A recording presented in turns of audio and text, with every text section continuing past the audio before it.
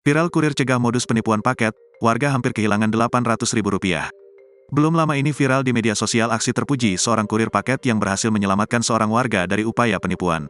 Kejadian viral penipuan paket yang berhasil digagalkan kurir ini turut diunggah melalui akun TikTok pada Senin, tanggal 12 Juni tahun 2023, lalu. Dalam video tersebut, sang kurir menggagalkan modus penipuan pengiriman paket dengan aplikasi berbeda agar pembeli tak bisa mengajukan pengembalian atau bahkan komplain barang. Saat dikonfirmasi, pengunggah yang bernama Bagus membenarkan bahwa kurir yang berada dalam video adalah dirinya pada saat itu. Ia mengirimkan paket ke Desa Kucur, Kecamatan Dau, Kabupaten Malang, Jawa Timur pada Senin, tanggal 12 Juni tahun 2023. Ia mengatakan, kecurigaan mengetahui paket merupakan modus penipuan bermula ketika dirinya melihat paket, nomor resi, dan keterangan pada paket.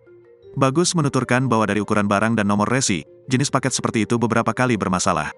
Setelah mengetahui ada yang tidak beres dari paket yang ia bawa, Bagus yang sudah tiba di alamat meminta izin kepada pembeli untuk mengecek aplikasi pemesanan pada ponselnya.